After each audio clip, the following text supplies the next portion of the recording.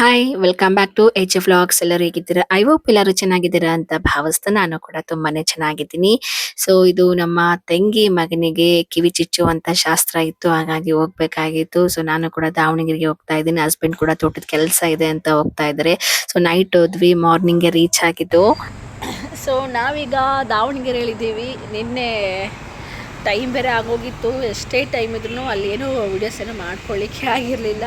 ಮಗನ ನೋಡೋ ಖುಷಿಲಿ ಟ್ರೈನ್ ಆಗೋ ಮಿಸ್ ಆಗೋ ರಭಸದಲ್ಲಿ ಆಗಿ ಬೇಗ ಬೇಗ ಬಟ್ಟೆ ಪ್ಯಾಕ್ ಮಾಡಿಕೊಂಡು 10:30 ಟ್ರೈನ್ಗೆ ಬಂದು 10:30ಗೆ ಬಂದಿದ್ದು ಸೀದಾ 2:30ಗೆ 4 ಅವರಲ್ಲೇ ನಾವು ದಾವಣಗೆರೆ ರೀಚ್ ಆಗಿರೋದು. ನನ್ನ ಹಸ್ಬೆಂಡ್ ಕೂಡ ಹೊರಗಡೆ ಅಂದರೆ ದೇವ್ರ ಪೂಜೆ ಕಾರ್ಯ ಇತ್ತು, ಹಾಗಾಗಿ ಅವರು ಕೂಡ ಅರಸಿಕೆರೆಲ್ಲ ಹೇಳ್ಕೊಂಡ್ರು. ನಾನು ಕೂಡ ಇಲ್ಲಿಗೆ ಬಂದಿದ್ದು.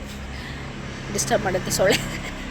ಈಗ 7 ಗಂಟೆಗೆ ಎದ್ದು ಮಗನ ಎತ್ಕೊಂಡು ಅವನ ಜೊತೆಗೆ ಟೈಮ್ ಪಾಸ್ ಮಾಡ್ತಾ ಇದ್ದೀನಿ. ವೀಕ್ ಆಫ್ ಸಿಗೋ ಒಂದು ದಿನನ ಫ್ಯಾಮಿಲಿ ಜೊತೆಗೆ ಸ್ಪೆಂಡ್ ಮಾಡಬೇಕು ಅಂತ ಅಂದ್ಕೊಂಡಿದ್ದು.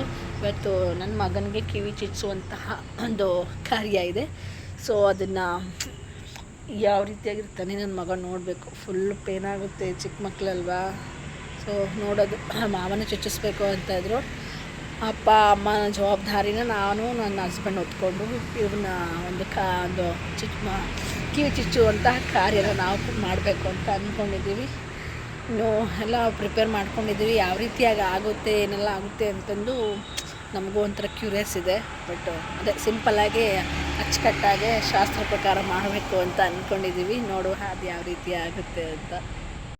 ಇನ್ನು ನಾನು ಅಷ್ಟೊತ್ತನ ಮಾತಾಡ್ತಾ ಇದ್ರು, ನನ್ನ ಮಗ ಸುಮ್ನೆನೇ ಇದ್ದ, ಏನು ಕಿರಿಕಿರಿ ಮಾಡ್ತಾ ಇರ್ಲಿಲ್ಲ, ಅಳ್ತಾ ಇರ್ಲಿಲ್ಲ. ಅದೇನೋ ಒಂಥರ ಖುಷಿ. ಮಕ್ಳು ಸುಮ್ನೆ ಸೈಲೆಂಟ್ ಆಗಿ ಮಾತಾಡಿದ ತಕ್ಷಣ ನೋಡಿ ನಗೋದು ಎಲ್ಲ ಮಾಡಿದ್ರೆ ಎಷ್ಟು ಖುಷಿ ಆಗುತ್ತೆ ಅಲ್ವಾ. ನನಗೆ ತುಂಬಾನೇ ಖುಷಿ ಆಗ್ತಿತ್ತು. ಮನೇಲಿ ಅಂದ್ರೆ ಬೆಂಗಳೂರಲ್ಲಿ ಇದ್ದಾಗ ಆಫೀಸ್ ಕೆಲಸ, ಮನೆ ಕೆಲಸ, ನಾನು ಹಸ್ಬೆಂಡ್ ಇಷ್ಟೇ ಇರ್ತೀವಿ. ಮತ್ತೆ ಮೊಬೈಲ್ ನೋಡೋದಿಲ್ಲ, ಟಿವಿ ಇಷ್ಟೇ ಇರುತ್ತೆ.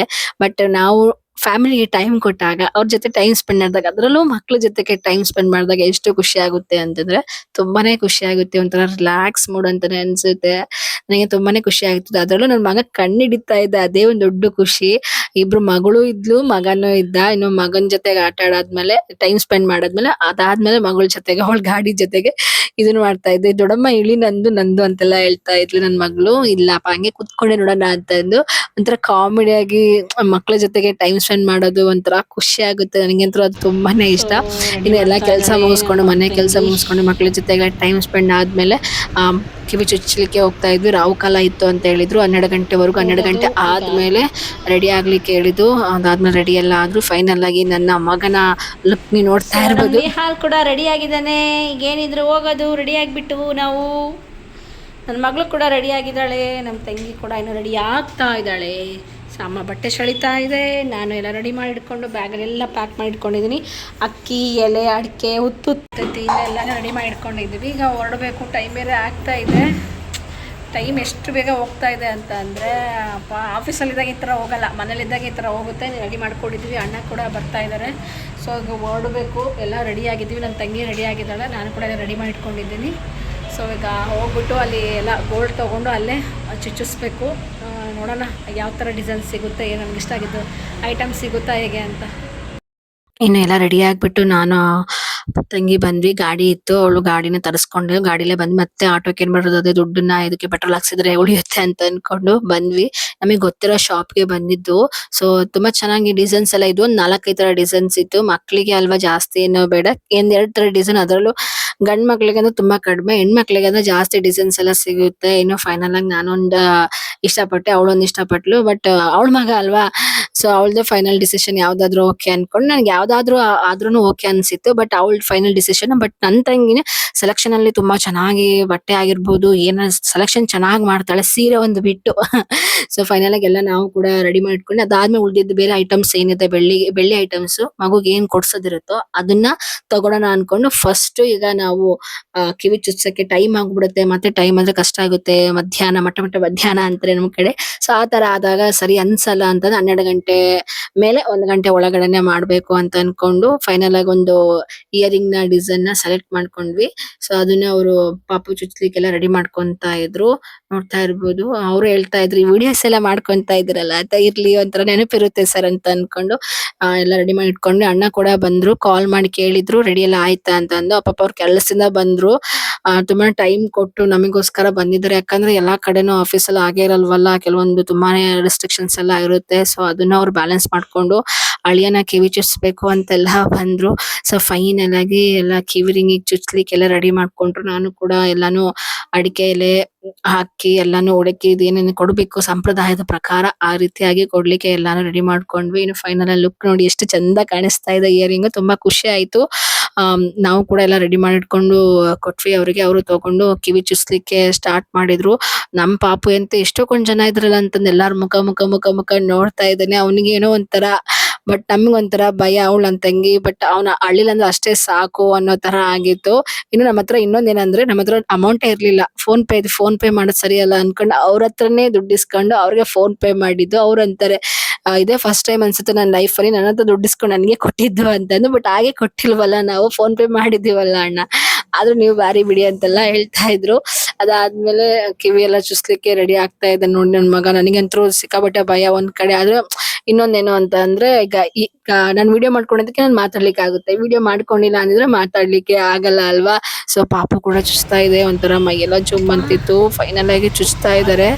ಆದ್ರೂ ಸ್ವಲ್ಪ ಸೈಜ್ ದೊಡ್ಡದು. ಅವರು ಕ್ಲೀನ್ ಆಗಿ ಹಿಂದ್ಗಡೆ ಸುತ್ತಲಿಲ್ಲ ಫಸ್ಟ್ ಟೈಮ್ ಹಾಕುವಾಗ.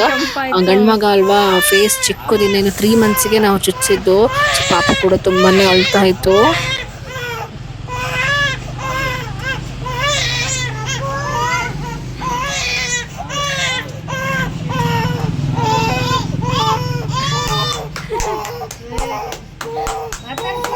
ಮಾತಾಡ್ಸು ಚಿನಿ, ಧೃತಿಮಾ ಮಾತಾಡ್ಸು.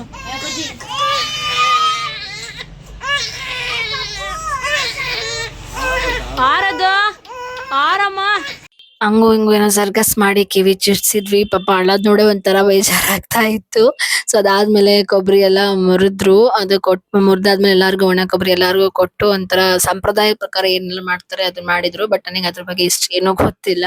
ಸೊ ನನ್ ಪಾಪು ಕಿವಿ ಚುಚ್ಚಿದ ಟೈಮಲ್ಲಿ ನನ್ನ ಮಗಳ ನೋಡ್ಬೇಕು ನೀವು, ಅಯ್ಯೋ ಪಾಪು ಸುಮ್ನೆ ಇರು, ಪಾಪು ಸುಮ್ನೆ ಇರು ಅಂತ ಹೇಳ್ತಾ ಇದ್ಲು. ಇಷ್ಟ ಇದ್ರು. ತಮ್ಮ ಅಲ್ವಾ, ಕರುಳು ಒಂದೇ ಕರುಳು, ಎಷ್ಟು ಇದು ಅನ್ಸುತ್ತೆ. ಇನ್ನು ಫೈನಲ್ ಆಗಿ ಸುಮ್ನೆ ಆಗ್ಬಿಟ್ಟ. ಕಿವಿ ಚುಚ್ಚಿದಾದ್ಮೇಲೆ ಸೈಲೆಂಟ್ ಆಗ್ಬಿಟ್ಟ. ಏನು ತೊಂದ್ರೆ ಆಗ್ಲಿಲ್ಲ. ಗಾಯ ತರ ಆಗಿರ್ಬೋದು, ಬ್ಲಡ್ ಆ ತರ ಬರೋದೇನಾಗ್ಲಿಲ್ಲ. ಇನ್ನು ಕಿವಿಗ್ ಸ್ವಲ್ಪ ಇದನ್ ಬಿಟ್ರು ದಿನ ಔಷಧಿ ಅಂತಂತೇಳಿ, ಏನು ಪೇನ್ ಆಗಲ್ಲ ಅದು ಅಂತ.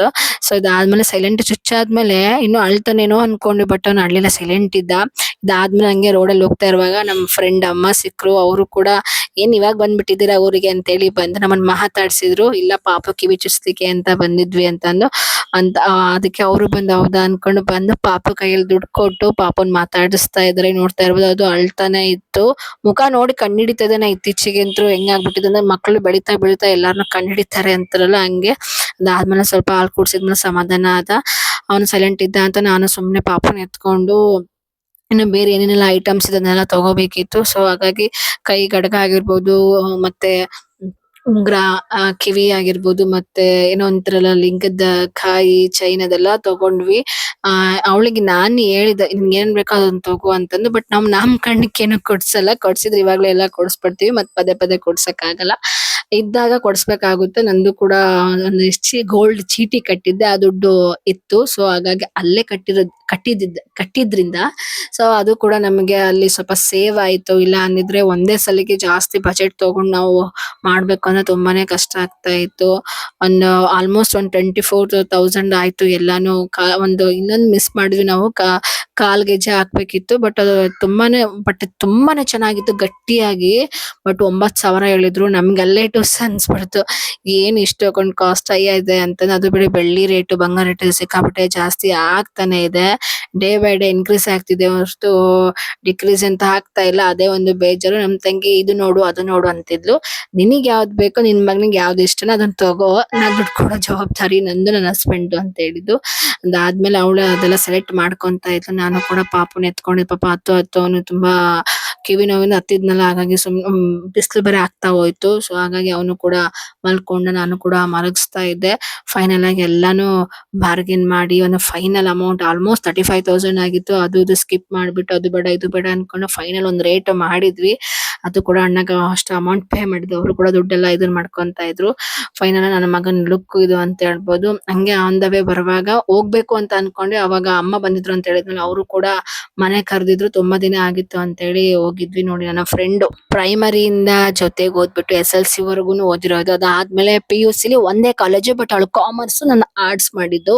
ಅದಾದ್ಮೇಲೆ ಅವಳು BCom ಮಾಡಿ MCom ಮಾಡ್ಕೊಂಡು ಈಗ ಮನೇಲಿದ್ದಾಳೆ. ನಾನು ಕೂಡ BA ಮಾಡ್ಬಿಟ್ಟು MCJ ಮಾಡ್ಕೊಂಡು ಸದ್ಯ ಕೆಲ್ಸಕ್ಕೆ ಹೋಗ್ತಾ ಇದ್ದೀನಿ. ಮುಂಚೆ ಒಂದು ಆಲ್ಮೋಸ್ಟ್ ಒಂದು ಅಬೋಷನ್ ಆದಾಗಿಂದ, ಅದಕ್ಕಿಂತ ಮುಂಚೆ ಸ್ವಲ್ಪ ದಿನಗಳಿಂದ ಕೆಲ್ಸಕ್ಕೆ ಹೋಗಿರ್ಲಿಲ್ಲ. ಇದಾದ್ಮೇಲೆ ಮತ್ತೆ ಇವಾಗ ರೀಸೆಂಟ್ ಆಗಿ ಹೋಗ್ತಾ ಇರೋದು ಅಷ್ಟೇ. ಸೊ ಅದೇನೋ ಗೊತ್ತಿಲ್ಲ, ಎಷ್ಟೋ ಓದಿರ್ಲಿ, ಏನೇ ಮಾಡಿರ್ಲಿ, ಮದ್ವೆ ಅಂತ ಆದ್ಮೇಲೆ ಮದ್ವೆ, ಸಂಸಾರ, ಮಕ್ಳು ಅನ್ನೋ ಜವಾಬ್ದಾರಿ ಹೊತ್ಕೊಂಡ್ಮೇಲೆ ನಮ್ಮ ಒಂದು ಕನ್ಸು, ಡ್ರೀಮ್, ಪಾಪ ಅವಳಿಗೆ ಪೊಲೀಸ್ ಆಗ್ಬೇಕು, ಇಲ್ಲ ಅಟ್ಲೀಸ್ಟ್ ಆರ್ಮಿ ಆಗ್ಬೇಕು ಅನ್ನೋದು ಒಂದು ದೊಡ್ಡ ಡ್ರೀಮ್ ಇತ್ತು.